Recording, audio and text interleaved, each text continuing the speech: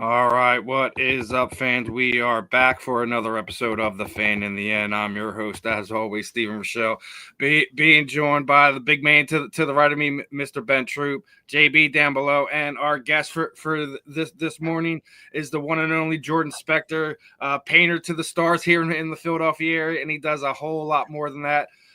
First off, Jordan, appreciate the time this morning. How's everyone doing today?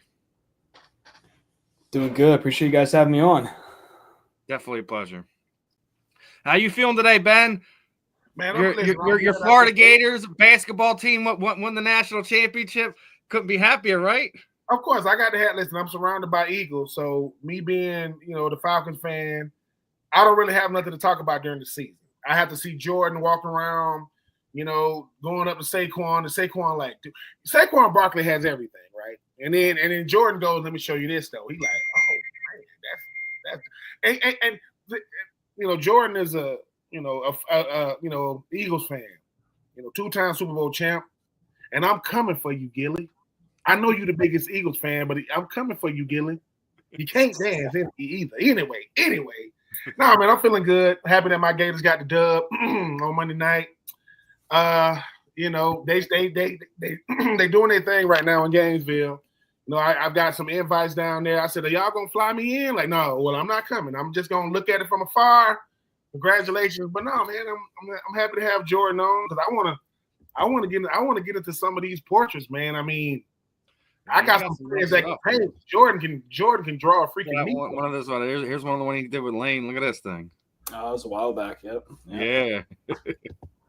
I mean, I'm just saying. I mean, Jordan, we got you on though. It's like, what have you been painting your whole life? Is something you've always done? Yeah, so the cliche saying, I've been doing this since the age I could pick up a pencil is definitely true. That probably goes for most artists. It's just a knack and a hobby throughout your life. And I definitely get the God-given talent through my father, who's also a talented artist, but he never cultivated it to be a career. But I learned a lot of my artistic knowledge and skills from him growing up. So I never went to art school, never had, a full-on education for art, but you really don't need it if you have the God-given talent for it. It's just about mastering your craft and working on it day over day, year over year. And that's what I've done.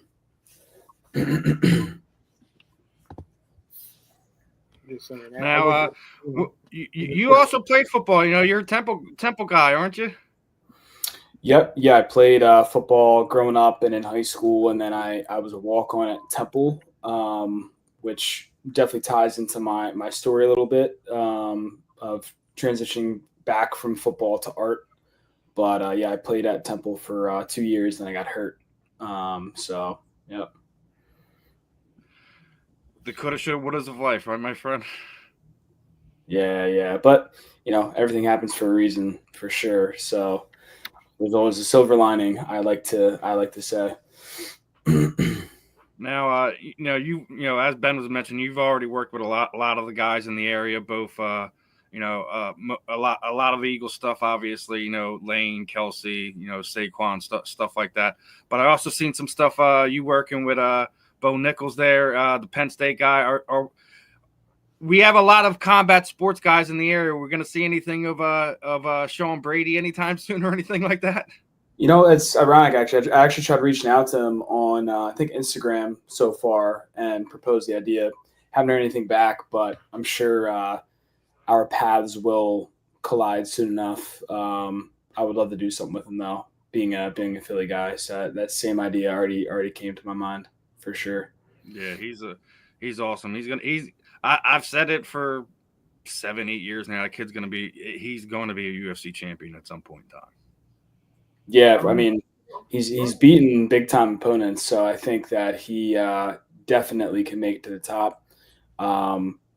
Working with Bo was awesome as well. I'm a UFC fan in general, so it's been cool to tap into that market a little bit.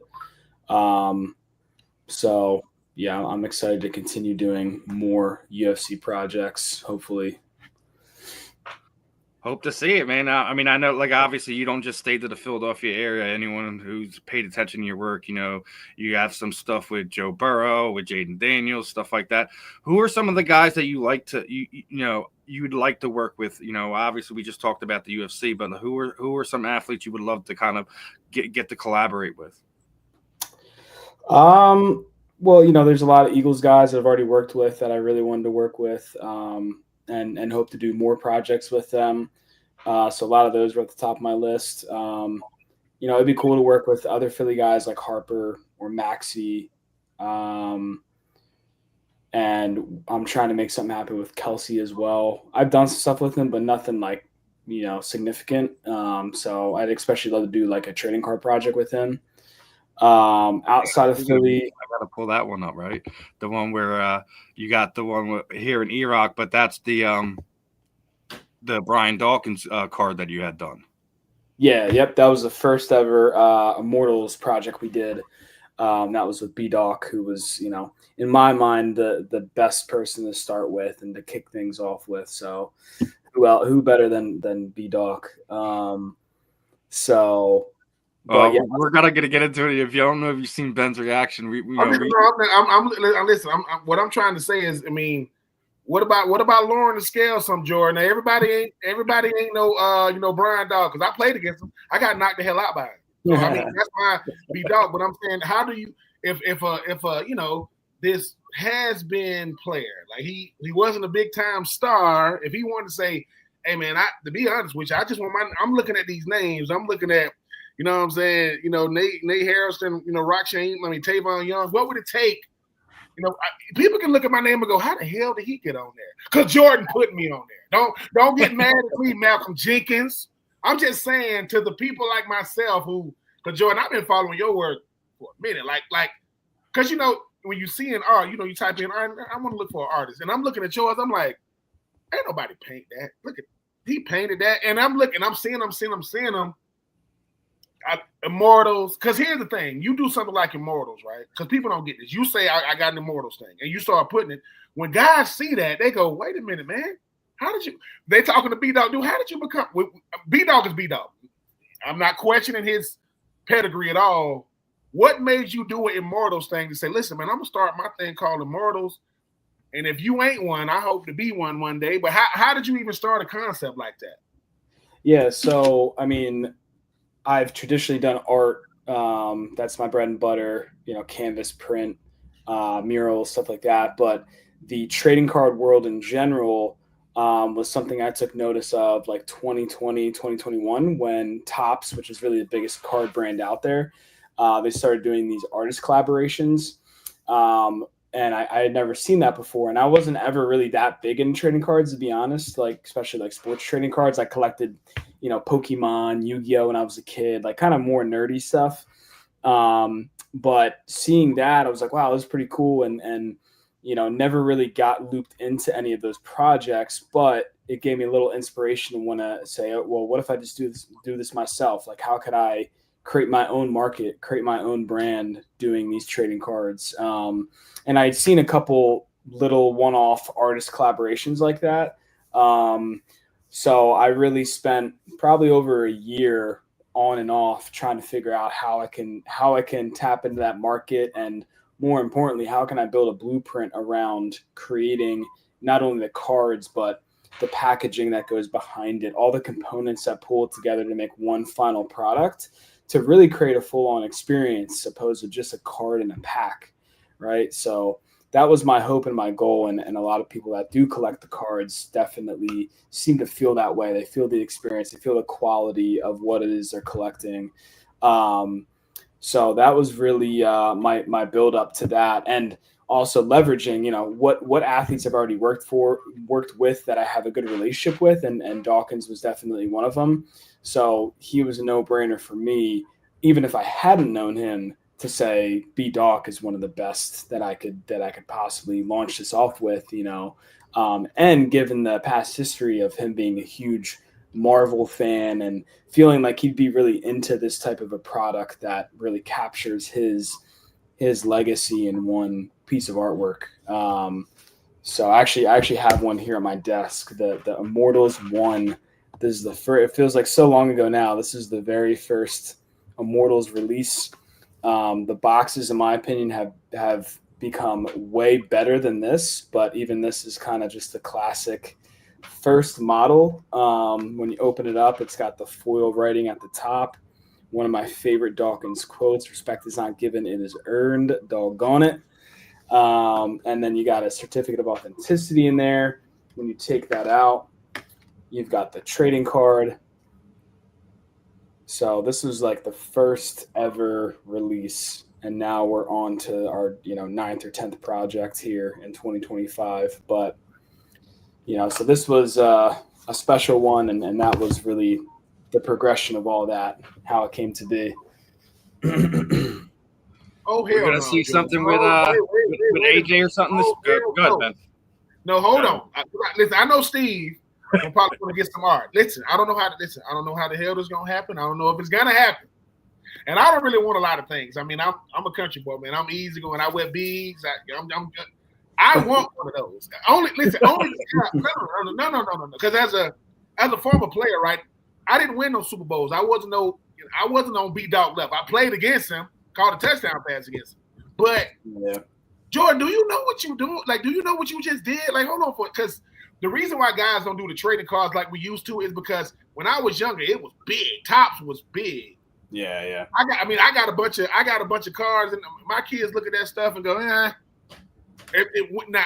When Daddy gets that, I'm gonna say, hey, gather around, mere normal, ordinary people. Let me show you this. I'm gonna say, oh, what's this? This got Immortal on it. Is that what they say? You got the packaging. So do you get a quote from them and you put it in like that? You get a quote from them? Sometimes, or I'll find something that I like and make sure they're cool with it. But for Brian, that was like my favorite quote growing up, and I ran it by him as part of the process. And some guys as well, like when I start this process, I'm like, well, what do you think about this? What do you think about that? They'll just be like, hey, like, I want you to have all creative freedom. I'll love whatever you do. Whereas someone like Dawkins is like pretty detailed and really wanted to have his input on what it is that was a part of the product. You can do whatever you want to do. If you did one for me, I don't care. I wouldn't. You wouldn't have me call you saying that's not gonna work, Jordan. No. I need bragging rights as I get older, man. My wife don't think I'm somebody. She be like, "You all right?" You know what I'm saying? I'm like, I'm trying to tell you, I got it. Now she gonna be like, "Why you keep looking at that card every night?" Because it got Immortal on it. You better take your Immortal behind. Hey, listen, I could definitely do a one-off card for anybody. That's for sure. It's a matter of like someone like Dawkins making 2,020 cards. What does that cost? How many are we selling? There's a whole business side to it that takes a lot of important. What happens when you do a one-off card and then people see it and they go, "Hey, man, I want to purchase something like that." I said, "Would you? Would you?" All right, well, we're always trying to grow. I mean, my brand is going to be more University of Florida because obviously it's such a huge brand going there. But I ain't play at Georgia. That's why I ain't go to Philly. Well, I got to play defense for Georgia to go to Philly. Right. You play defense for Georgia, you go to Philly. No, I mean, just seeing something like that. Just seeing. I went to the College Football Hall of Fame recently. And I felt like a kid in there, man. It's like a grown man's amusement park in there. It's great. So seeing something like that, though, that's one of the type of things to where, people come to your crib, they looking at your jerseys, whatever. They looking at helmets. They go, "Hey, man, what is this Immortal thing? Why is it in a case? With a lock on it? Don't touch that. That's exclusive right there. That's Smithsonian, Hall of Fame type. They say you are Immortal. That'd be amazing to do something with Hall of Fame. Hey, man. Hey, well, listen. If you need me to put in a good word, I live in Atlanta. I can go in there and say, "Listen, y'all need to talk to Jordan." And then when you talk to Jordan, tell him, "I want an Immortal card." Just tell him. Well, if you could imagine, what could be cool is we do a whole like Immortals pack release, right? Where you got you in there, you got every other Hall of Famer from your class. Essentially, you do like a 2024 or 2025 pack release. We do it every year type thing. Like, there's so many cool. You know what? I got it because I'm not going to a lot of Hall of Fame. Let me just tell you that. But I am in the Florida Georgia Game Hall of Fame. So I am a Florida Georgia Game Hall of Famer, and we get these. They give us like the little bus, like they do in the real Hall of Fame. But outside of a luncheon, and I appreciate it, guys. That's it. You talking about immortal? You can have when we have potentially the Florida Georgia game immortal series, or as you can tell, University of Florida is the only team that has 3 national championships of football, 3 national championships of basketball. Guys like Al Horford, Joakim Noah, Tim Tebow, stuff like that. Hey man, who knows, man? I don't know if the college thing could be your thing, but you talking about a total different world, Jordan. No, listen, I've wanted to tap into that, especially now with NIL and everything that entails, but just haven't really got there yet. But I'm hoping to do some projects in the college space. And you're definitely right. I know that the Georgia-Florida matchup is a big one. So one of the biggest. I'm just saying. Yeah, we were talking about rivalries a few months ago, and Ben absolutely he's like, "Listen, y'all don't know nothing about this rivalry." So I mean, listen, I'm not taking nothing away from Ohio State, Michigan, the game. I'm not taking nothing away from that. But athletes, what gets us going is having something that's exclusive. That's why when you go to Hall of Fame, you get a gold jacket. I don't even know what color it is in college. I'm not getting either one of them, so I don't know what either color of them. But I think that, like Brian Dawkins is such a. The fact that they gave him 2 lockers, he's Weapon X, he don't cuss. I played against Brian Dawkins one time, and when we played against him, Lindell White got hit by him. So he hit Lindell White. And when he got up off the ground, Lindell was cussing at him. And Brian Dawkins started talking to him in tongues, right? It scared Lindell White to death. Now, mind you, I know B-Dawg. I know he's from Jacksonville with the Range. He's the only Hall of Famer from Clemson.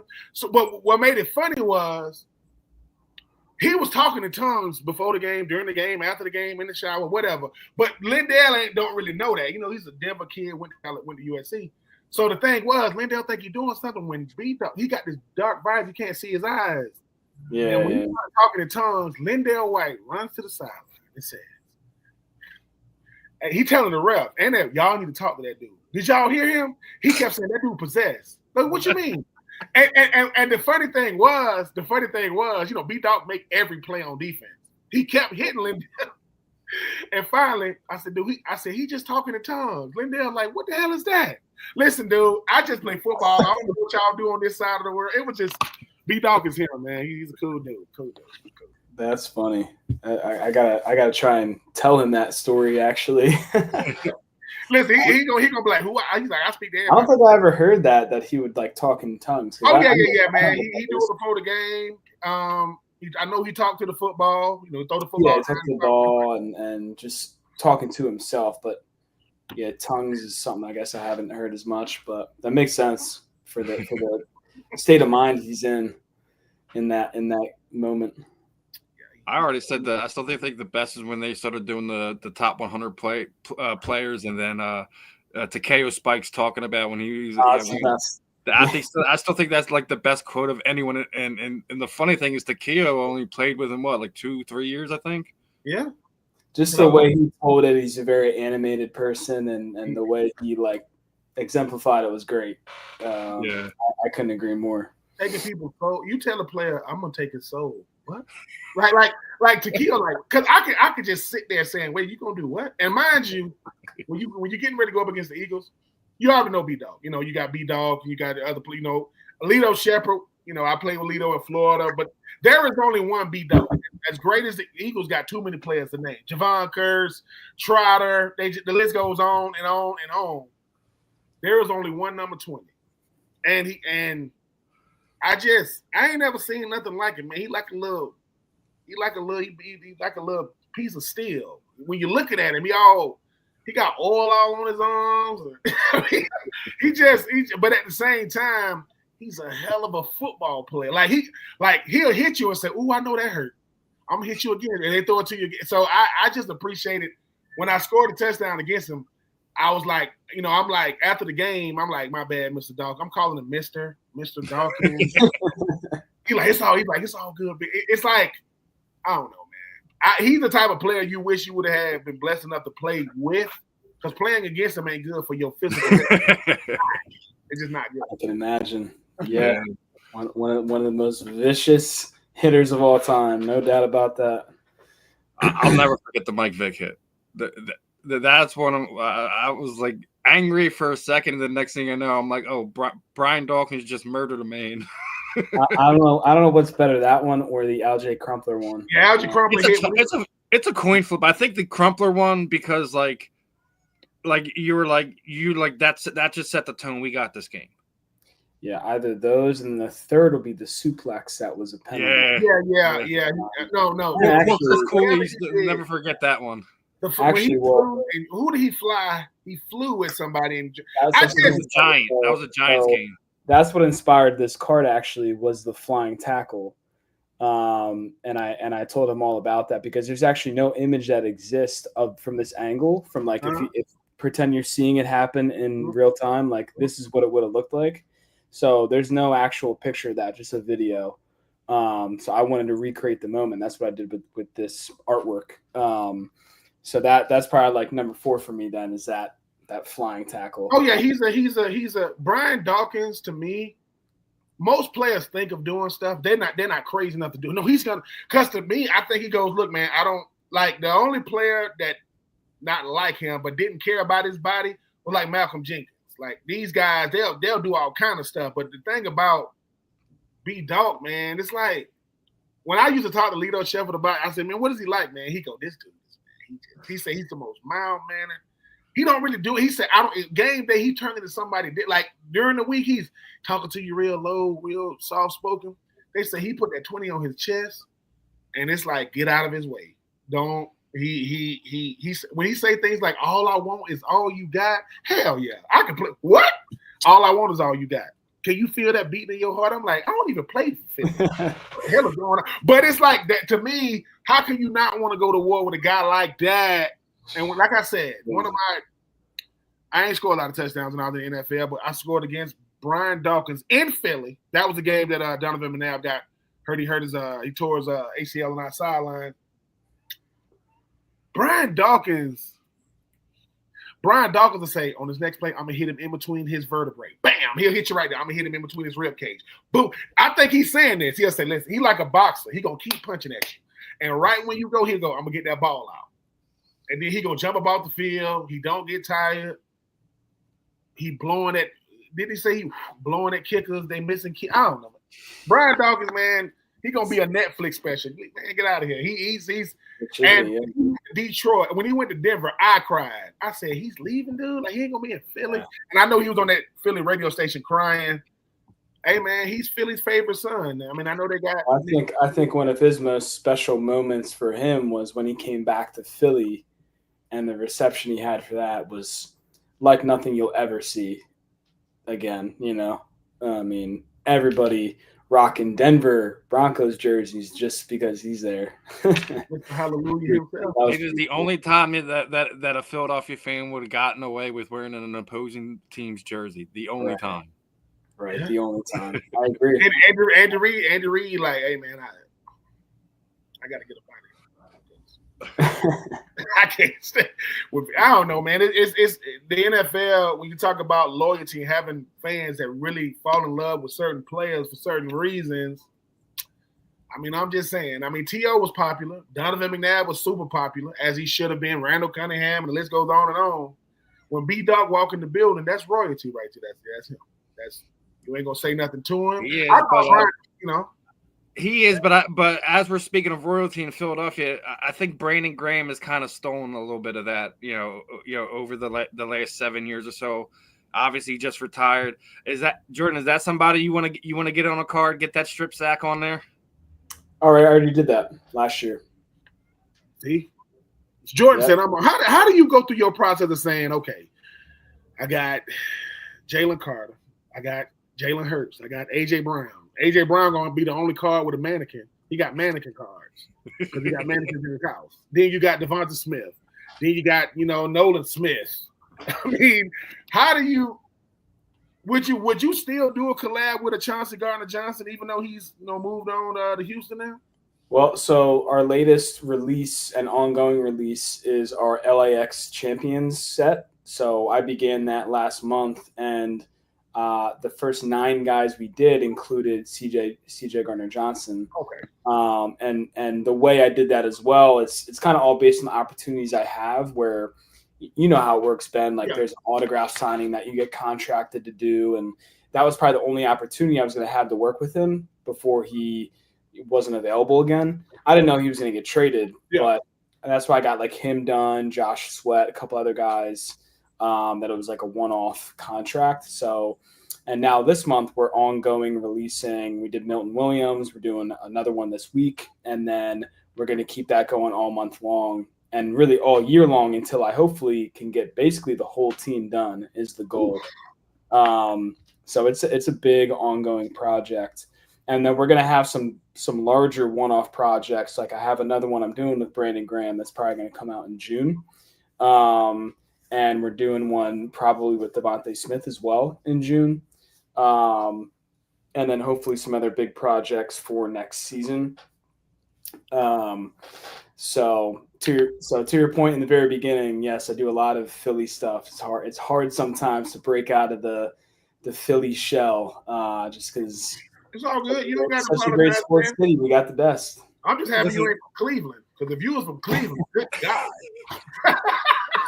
Yeah, that's in Cleveland. He would do a card of all the jersey names of quarterbacks. Oh yeah. But listen, I got. If you got Immortals, oh my God, But at the same time, I'm happy that it's people like yourself out there, Jordan, because I don't think you know what you're doing for these players, but I think you kind of seeing what makes players tick. Like, yeah, man, we want to get awards, but stuff like this is what. Like, this is what you brag about. Let me show you. Like, when people come in your house, they want to see stuff. Let me show you something. What? It's going to be to the point where your Jordan stuff at? Oh, that's right. You don't got anything. I don't want to see cut the you know what's funny? All that kind of stuff. It's cool, but come on. It's funny. I was on Twitter yesterday. I had an Eagles fan follow me, and it was just like we were bullshitting back and forth. And next thing you know, he's like, "Oh, you're gonna have Jordan on tomorrow?" He's like, "I got like 15 different of his prints in my man cave." I'm like, "Oh, 15! Awesome. Holy crap!" Oh, we love that stuff, man. The artist. Chad Ochocinco was a person that when he used to have art in his house, what starts happening is when you see it how it's supposed to look, you go, well, if it don't look like that, I'm not gonna get it. Like, you want to get it, but you want somebody saying who made that, like, wow, not like who the hell made that. Like, it wanted to be like I say, Jordan. Listen, not if, when this Florida Georgia Immortal series comes out, I'm gonna tell every Florida Georgia legend, you better be lucky I reached out to Jordan. I need your help on it. I'm gonna need your help. I'm here. I think those cards are amazing. Why haven't somebody like Topps or whoever reach out to you and try to set up an annual series, regardless if it's football, baseball, whatever? Like, that's something you would entertain? Oh, definitely entertain it. I've been waiting for years for them to contact me. It's part of the motivation behind me doing this, to be honest with you.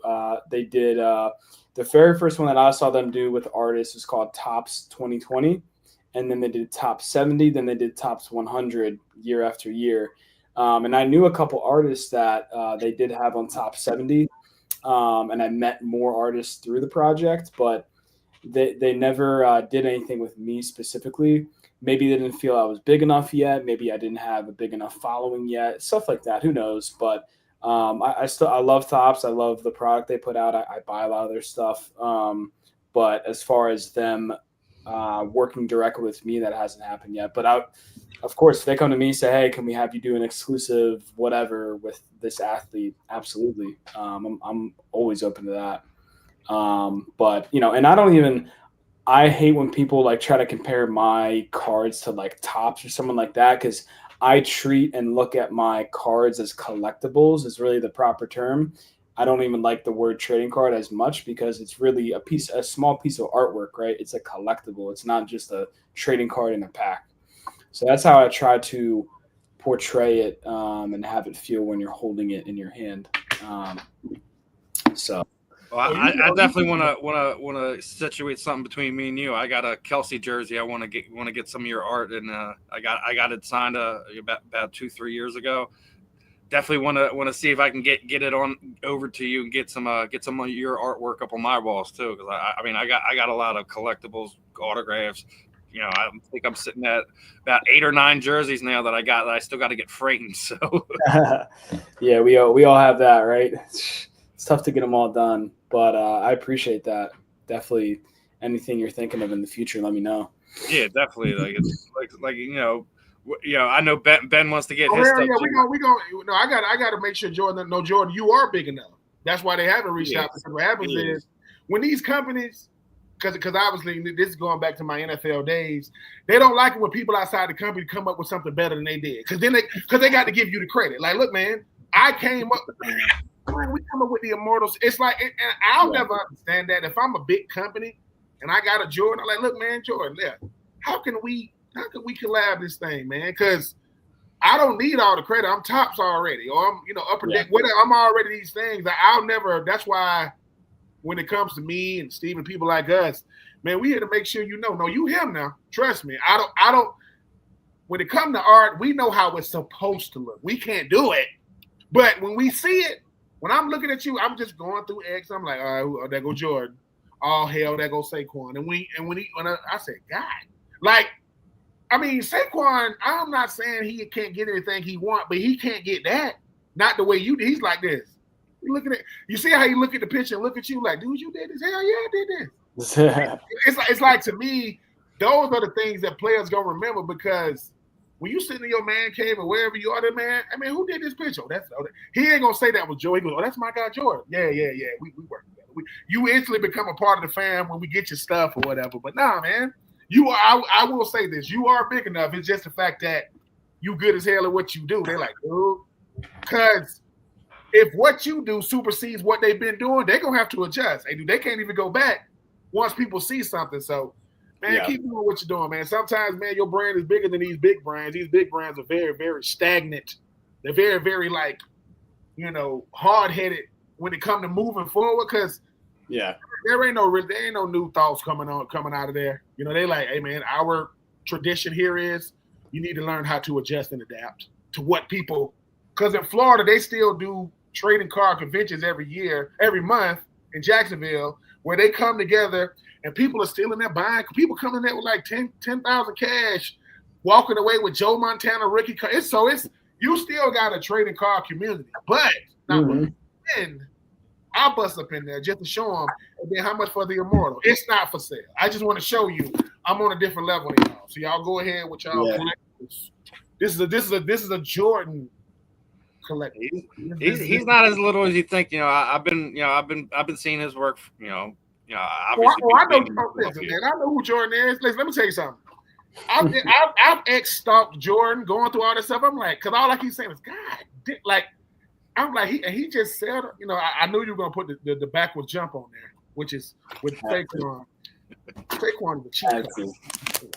I still think the divisional championship game one in the snow with Saquon, that's the one I like the most. I mean, I mean, everyone loves the reverse jump at this point in time, but I think as far as the ones he's done over the last year, that has to be my favorite. Yeah, it's probably my favorite from the entire season as well, just because I was there to witness it, and just the way it came together for me afterwards, like it was a special one for sure. Wait a minute. I got it. Is Howie a part of the Immortals? Howie he is. Yeah.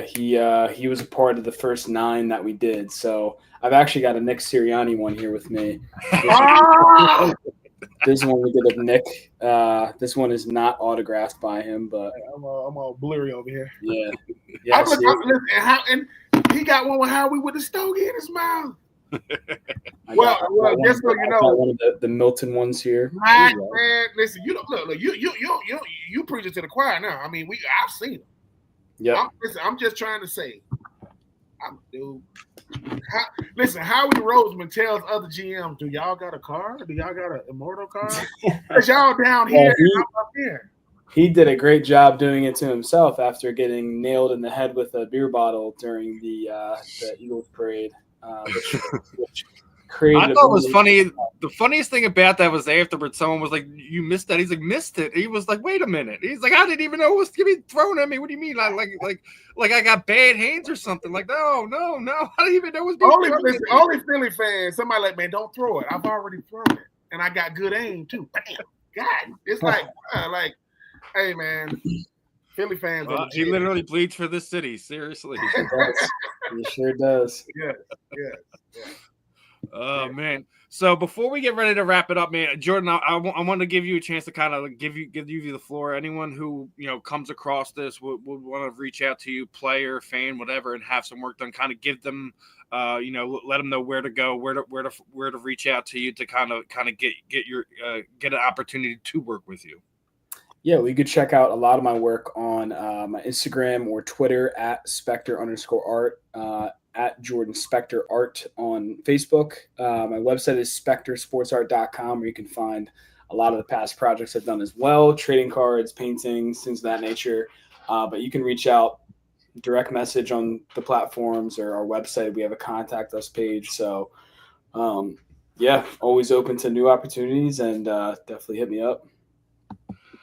Like I said, I definitely want to when I get ready to frame this Kelsey jersey, I want to give it to you first. So get the numbers painted and get some of Kelsey's greatest moments kind of in there. I mean, some of the stuff I've seen you do, like you even painting footballs and stuff like that. Like it's I don't think there's anything you can't do when it comes to that stuff. So, I mean, I really hope that you get to this point where, hopefully you're getting flooded with it. You have to tell people, hey, you're going to have to wait a few weeks, wait a few months before I can even get to this, Yeah, I am pretty selective with jobs these days just because I already have so much on my plate. But I still do take on some commission projects and stuff. One more before I let you go. Obviously, I want to get an Eagles stuff out of you and all that. But I just came across this one over the last few days that there's a rumor going around now that that they're gonna make the Eagles do Hard Knocks. I saw that too. Yeah. What do you think about that they're gonna make teams do Hard Knocks? Regardless if it's us or not, making a team do that is kind of wild. Yeah, I think it is wild from the standpoint of these are grown men out here working, and they should have the say of if they want to be a part of that or not. I can understand I don't know if in some way they're all getting paid from this too. But to force it on a team sucks. Doesn't make a lot of sense to me. But I guess we'll see what happens. I think a lot of us would love to see it, but at the same time, you kind of know, it's like we all would have loved to see Saquon break that record. Yeah. But there was a bigger purpose of not doing it, which is the Super Bowl, and it feels the same way for Hard Knocks. It'd be cool maybe, but how big of a distraction is it? So. Yeah. They want to have Hard Knocks gets a bad rep for having real bad teams that don't do anything in the regular season. So it's good theater. You got Chicago, Miami, and Kansas City, and all the cities. So what they're saying is they're trying to break. It's kind of like when Calvin Johnson was on the front cover of Madden and he broke the receiving record to get the next year because they used to say it was a Madden curse. You be on the front cover of Madden, and what they're really saying is people are tired of seeing teams that are not relevant. Yeah, I do not want to see the Arizona Cardinals and Kyler Murray. I don't want to see. And I think what it really is too, Harry Roseman is saying, dude, we can give you the blueprint. You still got to beat us. I think they should do the Chiefs again so that they can make it all the way and then lose again. Listen, I will say this: because of the personalities on this team, I think you're gonna see AJ and Devontae and Jalen Hurts and Saquon and Jalen Carter. You're gonna see it, but I don't know. I don't agree with making a team do it. But if you're gonna make a team do it, I'd rather it be the Eagles because at least they're intriguing. Like if somebody said we're gonna make the Carolina Panthers do it, well, we're not watching it, so you can make them do it all day. I think that people want to know about Jalen Hurts for real. They want to really know about this guy. They really want to know. You're gonna have a tough time pulling that out of him. Oh, listen. He is. Right. Listen, what is it? I had a purpose way before y'all had an opinion. His quotes are just, and keep your lady away from him. Like, I want to go see the Eagles practice. No, the hell we're not going. You better watch him on TV because as soon as we got there, she go, Jalen, we're going back to the car. We're not doing that. But no. If I would love to see a Hard Knocks with with the Eagles. I think it's going to be action packed, and we'll finally get to realize that AJ Brown does not really. He has a Honda Accord. That is not the car he drives. I'm so sick. Look at what he drives. This guy he has a room with mannequins in him. You think he drives a Honda Accord? I'm sure he has an Accord and did drive it. Nothing wrong with that, but he definitely has other cars. Exactly. So Jordan, when you he even said himself, he has like Ferrari and then this and that. Like, of course, that's expected. When you go to his house and you doing his trading car stuff, you be like, "Why you got the Honda Accord out front?" That's fine. Man, you got like an 8-car garage over there. Yeah, if he pulls up to our meeting in a Honda Accord, I'll be like, "Man, what? What's going on?" I guarantee you the reason why players do that now is what happened to C.J. Gardner-Johnson his first season here. They stole his car, remember? Okay. Now I get that driving through but here's the thing too, right? If you did steal his whatever Rolls Royce, your friends like, bro, you didn't tell us this is AJ Brown. You got to pull over, man. It's AJ Brown. Oh man, that's right. Any last question before we let Jordan? Oh man, like I said, Jordan, I'll definitely keep in touch, man. As far as like, I'm definitely in the college space just as much as I'm in the NFL space. I know that the Florida Georgia game, and I know people on the Florida Georgia committee. I don't know too many games that got Hall of Fames of the game, so I just think that. What else could you? I'm always saying, what could we add to the game that's not there, and having an immortals or whatever you want to call it. I'm not even telling you what to say. I just, to be quite honest with you, I'm being selfish. If no one else gets one but me, I'm like, well, y'all could have had one of these. Boop. But Jordan, so because I'm never here to limit your creativity, sir. But man, keep doing what you're doing. You're a hell of an artist.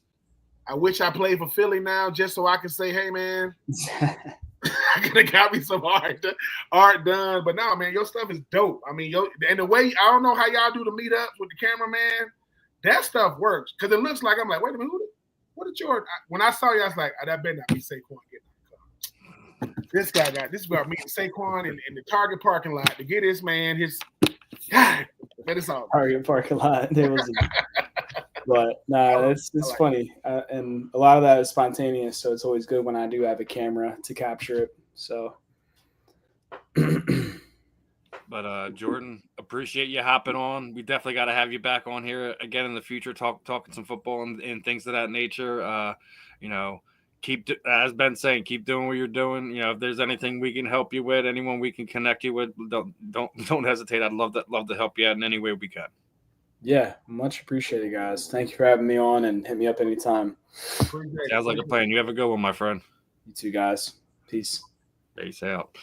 All right, everyone. That was Mr. Jordan Spector. He's, the painter, the card maker to the Stars here in Philadelphia. Hopefully, even more than that in the coming weeks and months moving forward. So, definitely looking forward to seeing some of the new stuff Jordan comes out with. Obviously he's just let you all know he's got a whole lot more stuff coming out for you Eagles fans. So, he's definitely booked busy these days, no doubt. So we'll just say this: don't blow all your tax return money on going to party and doing stuff like that. Make sure you show Jordan some love. Obviously, love having him on here today, picking his brain on a few things.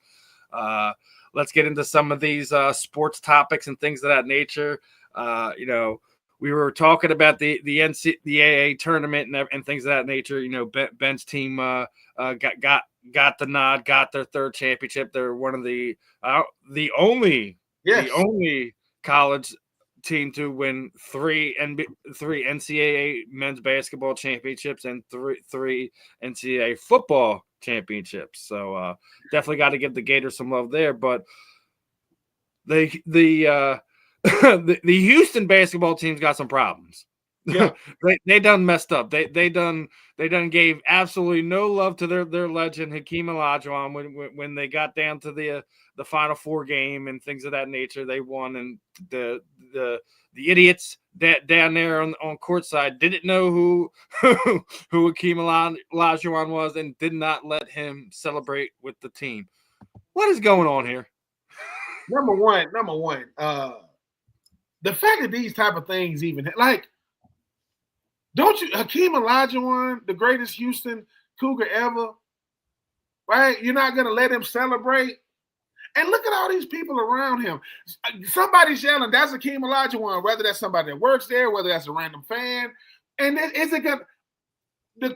I blame that on the PR department, the security, and Houston's, like assistant coaches. Somebody should look at him and go, "That's Hakeem Olajuwon, man." Like, what do you mean? What do you mean? What I mean? That's like, I mean, if North Carolina just won the championship, somebody gonna hold Michael Jordan back? No. If Duke win the championship, are they gonna hold Grant Hill back? No. It's like, what are we doing? Number one, the goal is to bring your old stars back. And then when you do, whoa, 7 foot man, what you doing here? What who are you? I'm Hakeem Olajuwon. Who? That's ridiculous. Look, when you get a new job with these places, you're supposed to know, hey, there's certain Hakeem Olajuwon, Clyde Drexler. You're supposed to know who these people are. Why? Because you let them in.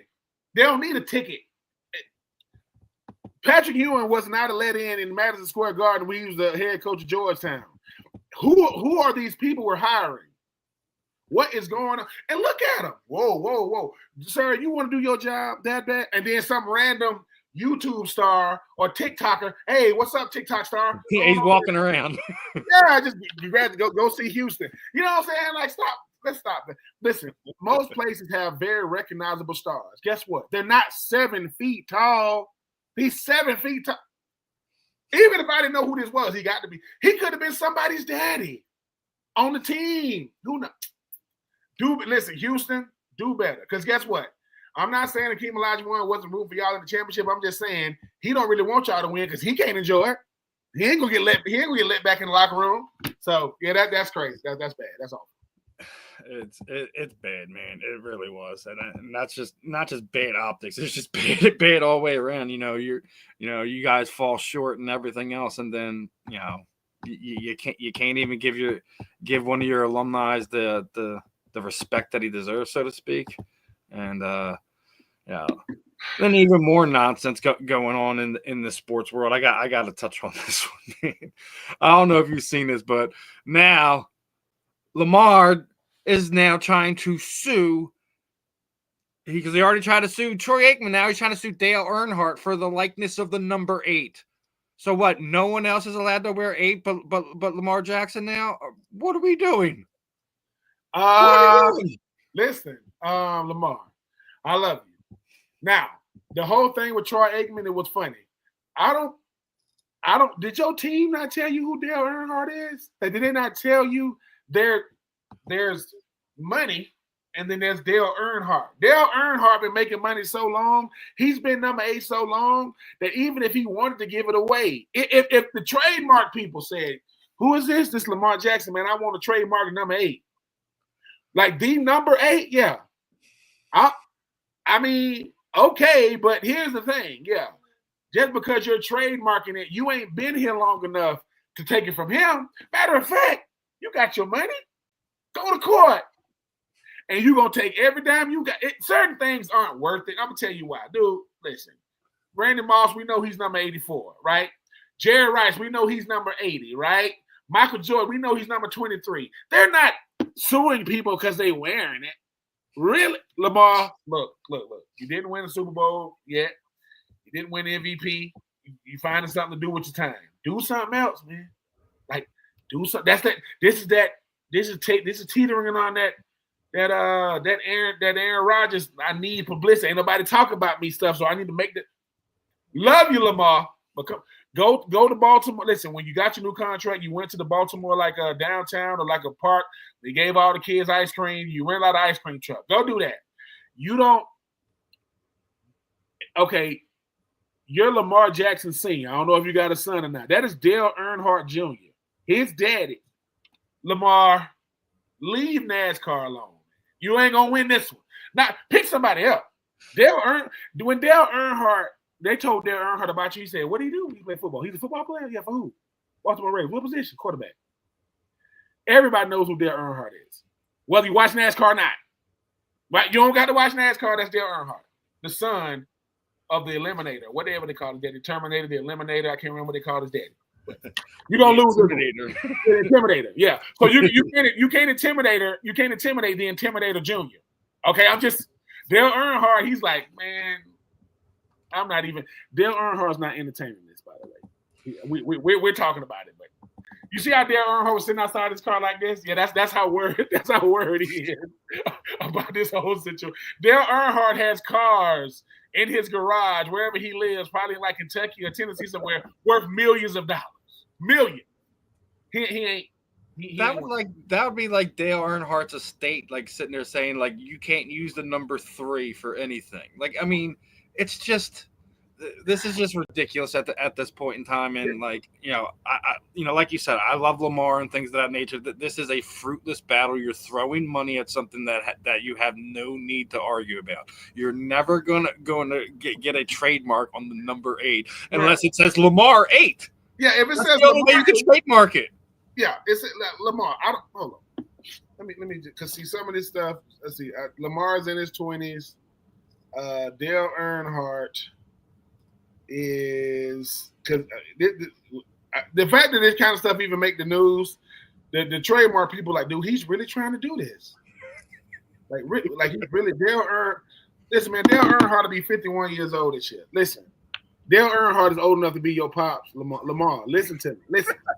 Dale Earnhardt had more money than most people before he ever started racing. He was already a household name before he ever hit the track. Listen, if Dale Earnhardt came to a Baltimore Ravens game, they're going to find him on the cameraman. There go Dale Earnhardt because he's Dale Earnhardt. You a football fan? No, I just want to see the young fella who was trying to sue me. That's him right there. And guess what? After the game, they're going to bring him in the locker room. They're going to say, hey, Dale, this is Lamar. Oh, hey, y'all gonna take pictures, and Dale Earnhardt gonna say, "Don't do this, young man. It ain't worth it." Go beat Pat Mahomes or Justin Herbert and all that. Don't do that. Don't do that. Now to change gears here. Yes. So we can talk about your Falcons in a light that you refer to talk to them. Julio Jones officially announced his retirement this week. Obviously, us in Philadelphia, we like them looking like this in the Kelly green. But obviously AJ Brown, gave, as he called it, his unk some love right there as he retired. That's somebody who he looked up to during his time when they were there in Tennessee and things of that nature. We've been talking about it over the last few weeks, Hall of Fame worthy guys and stuff like that. Do you think, regardless of, Julio didn't get his Super Bowl, appeared in one, but, being there with Matt Ryan, stuff down there in Atlanta, do you feel like he not only, welcome his retirement, do you think in, 5-10 years, will he get his gold jacket? 100%. 100%. Julio Jones, man, I remember going back to that draft. Him and AJ Green out of Georgia, they went like back to back, like 4 and 5. And Julio Jones, man, he did something for the Atlanta Falcons receiver position. Love Roddy White. Julio took it to another level. Julio had 300. I don't even consider Roddy White. The one I give before that is Andre Rison.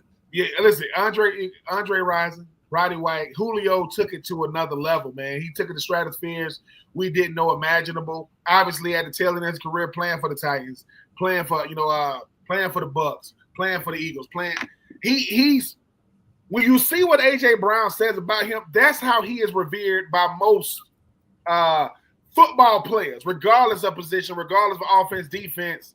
Julio Jones was Freddy Krueger in a uniform, man. Big, fast, explosive. Listen, remember we were talking about Devonta Smith saying he's the greatest college wide receiver ever? You think Devonta Smith was better than Julio at Alabama? You see what I'm saying? And I love you, Devonta. But Julio Jones, was respected by everybody in the stadium, whether it was a home or away. When Julio Jones step out there, that's Julio Jones right there, man. Like that dude he's a monster. So I was happy that he announced his retirement. You know, he was, he talking about the city, but he's played for a lot of franchises. Julio Jones' impact on the game is solidified because when you're talking about wide receivers and you're going around the room, you're saying, all right, Hall of Famer now. And you go, Julio Jones. Oh, yeah. Hall of Famer. Oh, yeah. That dude right there. And then you go into a story of a game you seen him play and do this. But, yeah, I'm happy for him. He exhausted every single ounce of ability and gifts and talents that he had. And if people talk about catches, go back to the Super Bowl when they played against New England. On the sideline, I am still trying to figure out how he got both feet. Oh, that catch was but no, amazing. Man, I'm happy for Julio, man, and he did it the right way. Julio Jones was a non-controversial, non-diva superstar because he was a superstar. Never heard anything about him throwing his teammates under the bus, talking about his quarterback, talking about the offense, talking about the offensive play calling. And to me, that's the rarest thing. Never, ever made it about him, right? Yes, he had the contract negotiation situation in Atlanta, but everybody want their money. But never made it about him, man. And everybody played with him. And he showed love to Roddy White and Harry Douglas, who taught him the ropes behind how being pro. He gave a shout out to, Matty Ice. And like I say, for A.J. Brown to say what he said about Julio, A.J. Brown is not the only player who grew up wanting to be a Julio. And then when you see the way you see the way A.J. Brown plays, does remind you of Julio. Big, fast, ferocious receiver. And with the ball in their hands, boy, they turned into somebody different. So congratulations to that man. Incredible career. Julio was a Hall of Famer had he never went to Philly, had he never went to Tampa, had he never went to Tennessee. He was a Hall of Famer when he left Atlanta. It was hard to see him go, but shout out to that man. Shout out to him. Yeah, I think he's a tweener as far as the Hall of Fame stats. We've already said on here, stats ain't everything. But, it ain't. It's when he's out there. A Hall of Famer is a person you got the game plan for. You don't got the game plan for Julio? Julio, I'm talking about prime Julio Jones is coming to town. Them DBs talking trash. Harry Douglas, we can get right. No. When Richard Sherman was in his prime, and he was talking about how Roddy White, they have to move him around. Harry Douglas plays in the slot. What about Julio? That's a different man. That's a man right now. They don't even want to say nothing crazy about him because they got to see him. So if Julio Jones ain't a Hall of Famer, man, let's just stop putting receivers in. Because the numbers are one thing. The eye test is another thing. The impact is everything. Did he impact the game? Can you talk about the wide receiver position without talking about Julio? You can't. So he'll get in. And shout out to Sterling Sharp who finally got in. It took him way too long, but I think Julio Jones. I think he definitely gets in. First ballot or not, he will get in. He will get in. Yeah, I think he will, regardless. At some point, like I said, 5 years, 10 years, whatever it takes. I think he will get in. But and then some non-push rule changes we got to talk about. I don't know if you've seen it, but we ain't got no more chain gang, brother. There's going to be a new marking system. They're going to switch to like a camera-based system. I mean, obviously, the chain gang is still going to be there as a secondary backup, but now I guess some things that you grew up at as a player looking at and things of that nature, you think this is a good thing for it? Obviously they're still going to be there on the sidelines and things of that nature, but you think this is the way to go moving forward? So there is no human error, so to speak. No, I don't think it's the way forward because I think technology, while it is a great asset to have, I don't think it's what you're supposed to use as a default. Because the chain game, I mean, once again, you taking jobs and opportunities away from people who, just like we got football legacies, just like we got, you got chain gang legacy. You got people that say, man, my whole family, did this and things that human error is a part of the game because you got humans playing the game. So the human error is not something that you're going to like if your team is the one that felt the error, but it happens, man. Technology is cool, man, but technology is not supposed – you use the technology to replace people. That's the part I don't like. And hopefully, man, hopefully it'd be like, a bunch of these electric vehicles, man, they just be messing up, and then you have to go back, to humans. But yeah, it is, another way to save a buck, to make us look like we're more technology advanced than everybody else. We're not. It's a chain gang, man. Really? So pretty soon, we're going to have robotic refs too? I'm just saying, man. I mean, it's what they've decided. Be corruptible at that point in time. Oh, yeah. We'll listen, it's going to be they're going to be experimenting with it to see how it goes. Is it really? It's saving 10 seconds. Is it? I mean, really? We'll see. But that's what we're gonna do moving forward. Hopefully, they'll be willing to go back if it doesn't indeed do what they think it's gonna I do. mean, sometimes technology is good, sometimes it's bad. Obviously, we're seeing the stuff going on in Major League Baseball as they're phasing out umpires and things of that nature over the next few years and stuff like that. So it's like good, there's good parts of it, there's bad parts of it, like you're talking about. You have, as I'm bringing up baseball as a reference, you could have guys who've been, their whole, their family trees, umpires. My daddy's been an umpire. This is what I've done. My family's done for the last 100 years, so to speak. So it's like you are going to be taking jobs away from somebody, but like you said, they're already going to be there on the field as backup regardless. So so we don't know if there's going to be technology errors, just like we have human errors. So it's like you have to make sure all your bases are covered. But it's interesting to see stuff like that, coming out of what happened at the winter meetings. Obviously, we've been beating the tush push thing to death, and now I've came across this. That Buffalo was basically using comments that Jason Kelce had said about it being grueling as their premise to why they were citing player safety, which is utter nonsense that we're even talking about this. Because how are we talking player safety when the NFL just changed the rules for kickoff to penalize a team for kickoff when we have actual proof that the kickoff is one of the worst plays that we have in the NFL? Mm-hmm. Well, here's the thing, right? Football is brutal. The game itself is brutal. So when someone says you're trying to make one play brutal, no.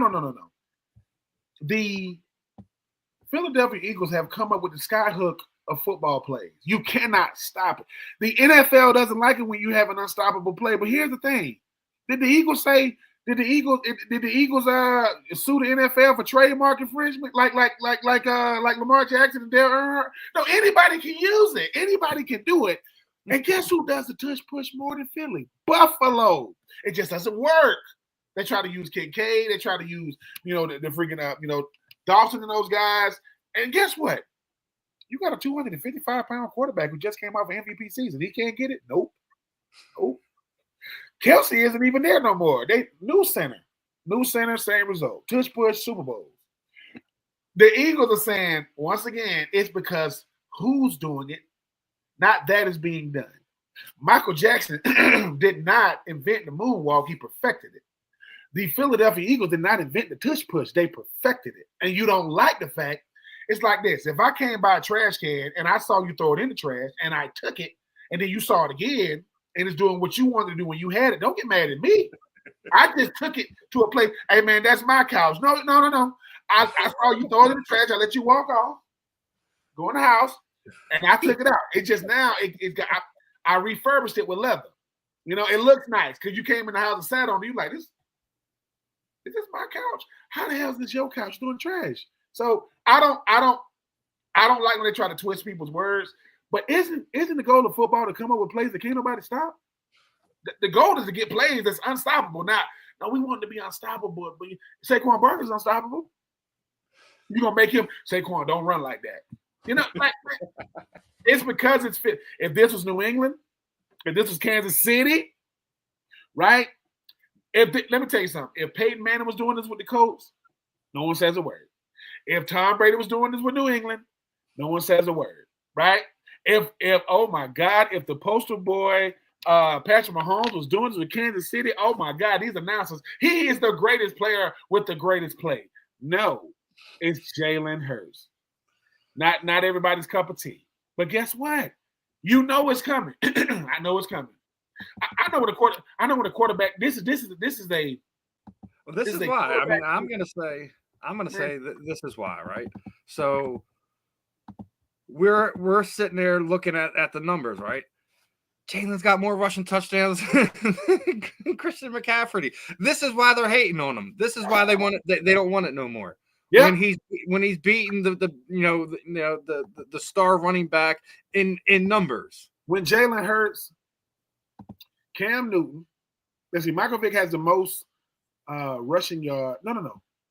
Is it still Michael Vick? No, I think that's Lamar Jackson. I think Lamar Jackson got the most rushing yards in NFL history. Cam Newton got the most rushing touchdowns. He got 75.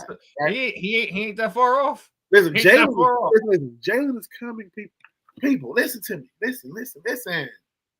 Sometimes the guy who's gonna be the face wasn't a part of the PR meeting. His name didn't come up because he was a second round pick, right? Well, the guy who was the guy when he got there was a backup at Kansas City. That's Carson Wentz. Sometimes when people say the NFL is scripted, no, it ain't. Because if it was, you know who ripped it up? The Eagles and Jalen Hurts. Man, give me that script. Ripped it up. Right? I'm not doing that. Hey, Jalen, listen. I know the first time you played Kansas City, man, you outplayed Patrick Mahomes. That wasn't in the script, Jalen. The script said he's supposed to outplay you. But we appreciate you still letting them kick the field goal. So this time they're going for the 3-peat. Nope. We're going to start our 3-peat. How about that? We're going to rip theirs up, start ours. If you don't like the tush push, watch something else. Do something else. Because, I mean, I'm just saying, it's like people get mad when people are unstoppable. Well, it's a play that's unstoppable that the Philadelphia Eagles can go do a clinic. We're going to do a clinic on the tush push. We're going to show everybody how to do it. But we don't do it like y'all. I know. But I'm showing you how it's done, right? Listen, I'm telling you, it starts up front. It starts up front. We've had the best offensive line in football over the last 10 years. You just can't get to it. You know, the Statland University just keeps winning and winning. And you're going to see again this year where we're going to have another guard at right guard, and they still going to do it. Yep. Well, the guard from Houston, the guard from Houston get to know what it's like. They say, hey man, what is it like to be a part of? I said, listen, y'all, you're a part of a winning organization, so to speak, in Houston. You want to know what it's like to be a part of the best organization? Come on over to Philly. There's a huge difference. You just got to get used to the cold, young man. Because it's gonna get cold. It's gonna get cold. Yeah, I mean it is gonna get cold. They'll get used to it, and listen, you know, hopefully when they reconvene, they realize how much idiots they look like, and just, you know, let's just let this die. yeah, because what if Philly come up with another play that they can't stop? They gonna ban that too? No, man, you ban PEDs. You ban substances that can hurt your body. You don't ban plays. You make plays, and that's what they're doing. They got the best. This is the skyhook of football. They are the This is the Kareem Abdul-Jabbar version of the skyhook over here with Philly. And y'all mad? Who's doing it? You're not mad. And here's even more. I don't know if you've seen this one. Buffalo just made in general at us because now they're sitting there saying Saquon Barkley is the reason that they haven't signed James Cook. What? Stop playing with me. Buffalo needs to stop. Sean McDermott needs to stop. Like, this is getting out of hand. So so the young man goes out, earns his contract, and you see what having an elite running back does, not just for your offense, but for your team. You see what not having one does for your team, New York Football Giants. So now, y'all playing with this man's emotions, y'all playing with this man's money, because Saquon's the reason why. Well, Saquon should be the reason why you are doing it. That's called, listen, there's a big garden in Buffalo called the Common Sense Garden. No one from Buffalo drives by there. No one picks out no flowers from there. You drive right by it to the garden called Dumb as Hell. This is the Dumb as Hell garden. Look at all these people out here. No. If you're not signing this man, it's because you never wanted to sign him. Saquon Barkley just proved, and Derrick Henry just proved, having an elite running back is one of the greatest things you can do for your offense, your running game, and your team. And if you don't want James Cook, somebody will.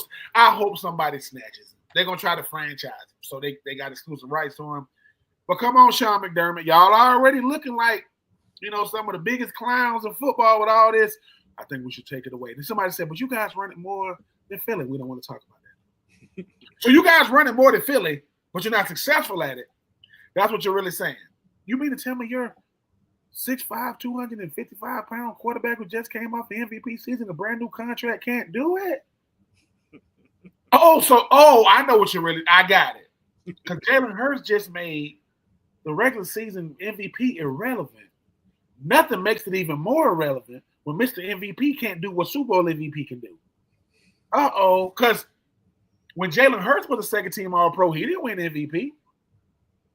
When he was a second-team All-Pro, he didn't win MVP. But when Josh Allen was a second-team All-Pro, he wins MVP. Well, who hoisted up that trophy? Oh, that would be Jalen. And guess what? Listen, Philly, first play from scrimmage should be a tush push. Second play from scrimmage should be a tush push. Your first drive of the season just to piss everybody off. We'll see, though. But they're going to give up a whole drive just in case. Yeah. But, I think that this is going to motivate this team to do it even more now. And I'm all for it. I'm all for, at least a little pettiness. That's just the Philadelphian in us. But, speaking of just, taking things to another level, did you see this, man?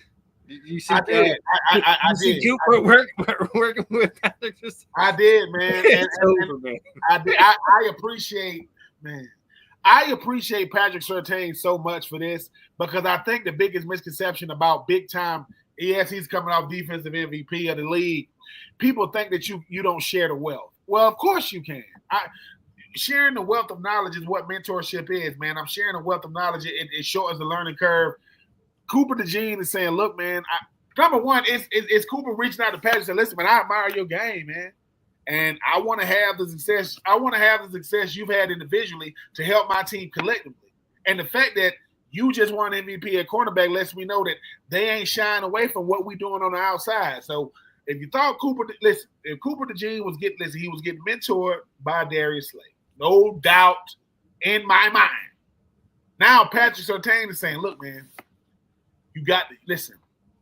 You a bad boy in that slot. You a bad boy. But let them know I can play on that outside all day. Let's put me on this island. Because the best cornerbacks want the best receiver, no safety help. It's just you and him. I actually think what he was doing this past year is harder, nickel, because you wind up getting tight end, you wind up in the slot 9 times out of 10. You're going against the fastest guy on the field 9 times out of 10. And I don't know if you've seen it. Vic wants to keep him there. So yeah. You want to keep your best. You want to Cooper he makes it so that you can do a lot. He can blitz. He can stop the run. He can cover. I mean, he makes it so I can cover a slot receiver, I can cover a tight end, I can cover a running back out the backfield. He can do a lot. Well, Patrick Surtain is showing Cooper how to do it, saying, look, man, you got to own the slot position. You don't want to be the slot corner, you want to be the premier slot corner. Because what happens is when Wes Welker leaves Miami and he goes to New England, he became the premier slot receiver. He's getting first team all pros at slot receiver. Because what you want to say is, well, you mean to tell me I can be a first team all pro at the slot? If you play the way I know you can play, yeah. Wes Welker made sure a guy like Julian Edelman had a career. Exactly. So and the thing about Patrick Surtain is telling Cooper, listen, man, you are on the premier team in football right now. You are at a premier position on a premier team, on a premier defense. You can reshape how the slot cornerback position is viewed, paid, and played.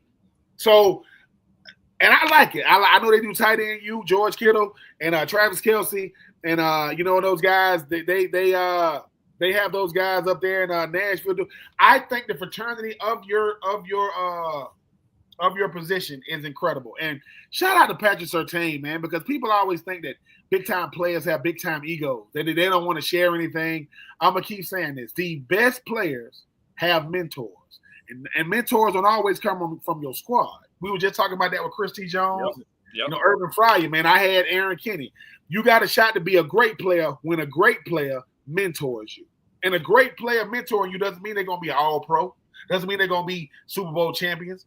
But I think you can learn a little something from the defensive MVP. You can't learn from him. Who can you learn from? So shout out to Cooper. Shout out to Patrick Surtain. And like I said, Cooper said, hey, man, I picked off Patrick Mahomes in the Super Bowl my rookie year. I don't want to lose that feeling. So how do I make more plays? Let me show you how. Put you around that ball. Yeah, listen, obviously, Slade talks about, Q and Coop in a way that he calls them his kids. So, yeah, obviously Slade had a lot of part into how they were integrated into the defense so fastly. But yeah, absolutely, Coop's making sure that he's sucking up knowledge from whoever wants to give him. And yeah, we've been beating on this drum, like, you have to have your mentors, you have to have your guys to help you. And for somebody like Coop to be sitting there working with Patrick saying after the year that he just had, like, yeah, you want to be able to both of them kind of pull stuff off each other. So it's going to be interesting. Love to see the camaraderie continue and continue to build, like, regardless if it's in team, regardless, like you've been sitting there seeing a lot of stuff. Some of these guys do stuff in the off season. You have the O-line masterminds thing, Lane Johnson and all that. Yeah. Like, you want to see your position guys all kind of get together and learn and pass things down and things like that nature. So it's something that, as a fan, as a former player yourself, like, it's something you have to, like, admire, smile, and be like, that's how it's done. That's how it's done. And speaking of weird situations, did you see the Anthony Edwards situation, brother? Yeah, I did. And you know what? Bravo to him, because I don't know if people seen this. This is the woman that trapped him. And I absolutely mean trapped him. He paid her money to have the abortion. He had not want to have a kid. He was already having kids. And she just spent the money and did whatever she wanted to him, and then tried to trap them again. So what did Anthony Edwards do? He went to the court system, was like, you know what? How much is the bill? I'm paying it now. She was trying to bring up, his net worth, this, that. No. So he paid the whole thing off now. Ain't gonna have to deal with it 18 years. And now that woman's got to tell that child that whatever she's gonna. I hope she doesn't try to spin it like he was this absentee dad. Of course. And he's 30 some odd years old. She knew what she was doing. Yeah, Anthony Edwards. Do I think Anthony Edwards going to be in that kid's life? Yes. Do I think Anthony Edwards when you talk about he's in a position to do what he did, so he did it. And he says, look, I'm not finna be, she's unemployed. Talk about my net worth. Well, here's the thing. Okay, she can talk about my net worth. What is she doing right now? So he is saying, look, I'm making this, tell me how much it is. I'm gonna give it to her right now. Because he goes, look, I hope the money does for her what she thinks it's gonna do for her. I do not know the young lady. I don't know the whole situation. I can't respect what Anthony Edwards did. And I just think that when it comes to these situations, just like we were talking about Xavier Worthy, you know what I'm saying? A little, sometimes it's like when you are a professional athlete, the reason why professional athletes are so skeptical, question so much, is because of stuff like this. Now, underneath it all, Anthony Edwards is an ordinary dude, but he has an extraordinary life, an extraordinary career, an extraordinary limelight. But he also says this: I'm not going to be in and out of the court system because of my child's mother. So what I'm going to do is I'm going to take advantage of this. I'm going to go to court. I'm going to tell the judge, what's the bill? I'm going to write the check out. Done. Over with. That way, when I'm making future dollars, whether in endorsements, he's going to definitely sign, max contracts as the type of player he is. I'm not doing this because the judicial system, when it comes to courts and it comes to child support, is not a fair system. But instead of him trying to go in there and say, woe is me, he said, okay, that is my child. Regardless of what, my child had nothing to do with what the decision me and my child's mother made. So if I gave her this to do this and she decided to do that, It's her body. We understand it. We ain't taking that away from her. You know, she definitely has that right. But he said, let me control what I can control. What I can control is my money and how it's going to be dished out. So he did his thing, and now he can go about. And like I said, I do think he's going to be a part of that kid's life. I mean, 18 years is a long time.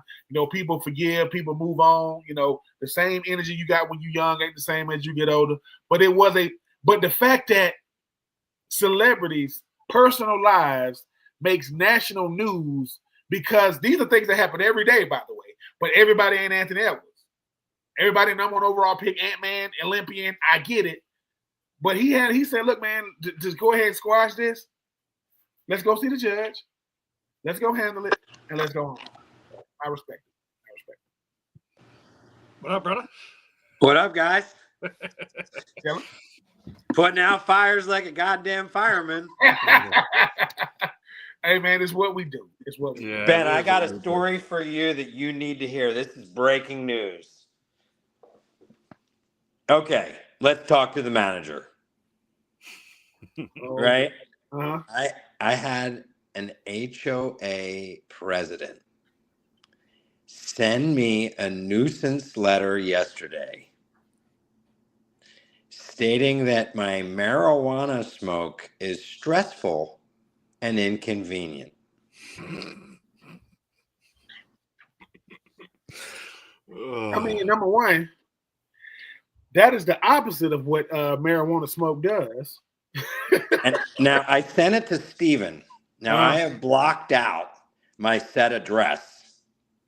This is the most Karen letter I've ever received in my entire life. I'm speechless. No. This is a very simple explanation. People can smell that good stuff you know what I'm saying, you be chiefing on, and this is another way of saying, hey man, like, can I come by? Can I mean, that's what this sounds like. This sounds like, number one, the likelihood of your HOA person living close enough to you, they might live close by, or maybe the next door neighbor to you said, invited HOA and said, just smell this. Like, oh my God. Damn, dude, our shit sucks. This is what's his name? His name was JB, man. He got this thing called, you know what I'm saying, like Just Blaze Clothing, man. He worked with UFC fighters, but he be over there, so he got all over. Nothing for sale here, fully medical, just for the record. PSA of the day. But hold on, but here's the thing. Aren't you're in your home though, right? The privacy in your own home, right? And look, here's where it really burns my thing, right? I could have an alcoholic beverage on my balcony till the cats come home, right? As long as you're not acting full, right? The second, and you can indulge in a tobacco cigarette that is polluting the airways, you know, whatever, right? But when somebody decides to use the God's green earth planet that's been here since before the day of time, right? Stop hating, appreciate. JB, you got that stuff. You listen, I'm not, you know, I mean, I know a lot of my friends, man, that indulge in it. You got that stuff. You got that people just walking their dog by your house that don't even walk their dog, walking all slow, hoping to catch eye contact with you. You go, what's up, JB? Hey, how you doing? No. The dog looking at you like, just give him some. Bro, but I thought of you right away when I got the email. Can I speak to the manager? I mean, listen, at the end, listen, there are people in this life, right? There are more non-police officers asking people for their license and registration. Like, what's your name? Give me your ID. Who the hell are you? Chad? All I gotta say is hopefully Trump does what he says he's gonna do and destroy all the HOAs. You know, I mean, I'm just saying. Ben, I don't know if you have my neighborhood ain't got no. Listen, me and my wife, we ain't got no HOA, and we got a freaking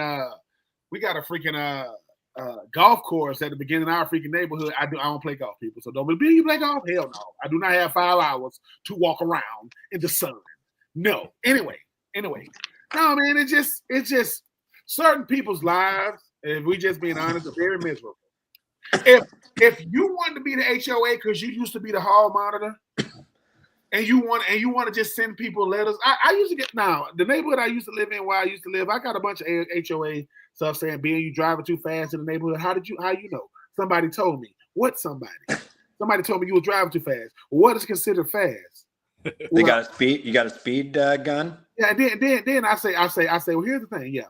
If an anonymous person told you that I was driving fast, I'm anonymous. How you know that was me driving? Did they see me get out of the car? How do they know who I am? Sir, I don't even know who you are. So do me a favor. Stop sending me letters before I start assuming who did it. And then I just start driving in their yard, driving on the, I ain't do that. I'm just saying it's a lot of Karens and Chads have fraternities and sororities around here. They got groups. And they be like, hey, did anybody send in a letter to anybody this week? Did anybody tell on anybody? Well, you're not doing your job. Man, get out of here. Definitely want to change gears here real quick. I don't know if either one of you guys seen this one. Man, here we go. Because the rumor is they're not going to give the fifth-year option to Jordan Davis. Now that could just mean that they're going to restructure or pay him. But yeah, that's just a weird one to me, my friend. Yeah, I think let's see. Let me Jordan Davis. Wait. Excuse me. Thank you. I'm just saying every time. So I'm just disrespectful.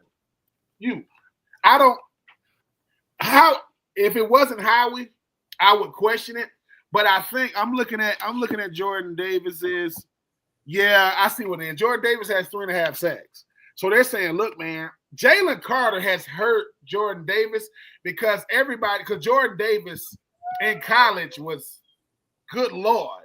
And I think the thing about it is, Steven, they're saying, look, man, we need you to be more of a disruptor in the pass game than just in the run game. We understand you're a big man and you take up 2-3 blockers, but because the standard of D-line play has gone up, we talk about how great y'all O-line has been the last 10 years. Y'all D-line has not slouched at all. So I think it's more or less, hey, man, prove to us that you're worthy of a new contract and we'll give it to you. But as of right now, we're not going to give you your 5th-year option because we don't want you to know I got another year without having to prove it. We want you to prove it. And when you got Jalen Carter, only been in the league 2 years, already a freaking first-team All-Pro, and you got drafted before him a year before. So, yeah, I think that's what it is. Guys like Howard, GMs, D-line coaches, D coordinators, head coaches, they have to find a different way to motivate players. I think hopefully it'll be a rallying cry for Jordan Davis to say, look, man, you see what Milton Williams just did? You might want to get on. And I don't think Milton Williams is the same player you are. I think you might be, So, but like I say, and you know what Jordan Davis know this? Jordan, if you don't want to be here, we got truckloads of D tackles that do. And I'm not saying he don't, but production is what keep you around, not potential. Potential was what gets you. I think he's more your run stuffer than a pass rusher is anyways. I think that's where he makes more of his bones. But I still think people are remembering, a few years ago, he came in overweight. That's what I was trying to think too is like how is the weight? Because if you come in as a rookie overweight, you spend the rest of your career trying to keep your weight down. But look, man, you a pro, so keeping the weight off is a part of your job description now. And like I said, I'm not inside those walls, but a team that's winning Super Bowls that's trending upward, they ain't waiting on nobody. CJ Gardner-Johnson lets you know that, right? So Milton Williams, move on. Josh Sweat, move on. You know what I'm saying? So Hassan Reddick. I mean, we're going to be good no matter who's in these seats. Jordan, we want you to be here because we drafted you. But you know who else is out playing Jordan? The guy who went the same draft as him. No, next year. That will be Nolan Smith. They're starting to judge you by how you get to that QB. And Jordan, you're going to have to, because Jalen Carter is a man-child. So the fact that the guy you play next to, you got a year on him. So that's probably what from the weight to the, to the professionalism. I don't know, but They already put out. Listen, we're not gonna give you a 50 option. So if you hear past 4 years, that means we've given you a contract extension for which you would have earned, and this is year 4, so you get to show and prove, sir. Yeah, I think. But you got to remember, draft's coming up. A lot of people talking the Eagles are involved in trade talks with this and that, and when you see something like that, he might be a trade candidate now. Somebody is snatching. Somebody definitely. Yeah, snatching. I think so. Just the fact that regardless if he's got the sack numbers and things like that, he is an absolute run stuffer. He's one of the reasons why we've had one of the better run stopping defenses over the past few years. So I'm not going to completely tear him down and try to say he's not this, he's not that, but I know what he is. And I still think what he brings is invaluable. Do I think he should be getting $10 million? No, I don't. I do think he still has to have some type of prove it to me. I just felt it weird when I seen that he wasn't getting the 5th-year option, and that's setting my antennas off. I'm like, oh man, we about to move on from one of them. Yeah. So hey, listen. I know how it makes it look like you can keep everybody, but you can't. I know he makes it look like you can, but you can't keep it. And the ones we keep are the ones that's made it easy for us to renegotiate and keep them. That's why Lane Johnson got a contract extension. Devonta Smith got his contract extension last year. A.J. Brown got a contract extension. Jalen Hurts got his. We don't give contract extensions because you're a nice guy. We give you a contract extension because you him, and we want to keep him around. So we'll see. Yeah, we will see. Obviously, getting closer to the draft over the next few weeks, we're going to be talking a lot more about that. Next week we got Ben Williamson to hopping on here, former Minnesota Viking, played with the Eagles for a year, but one of these guys that'll give us some insight. We're working on a few more. I was telling Ben as we were coming on, we possibly have another former Miami Hurricane to kind of poke some fun at Ben a little bit more. Come on,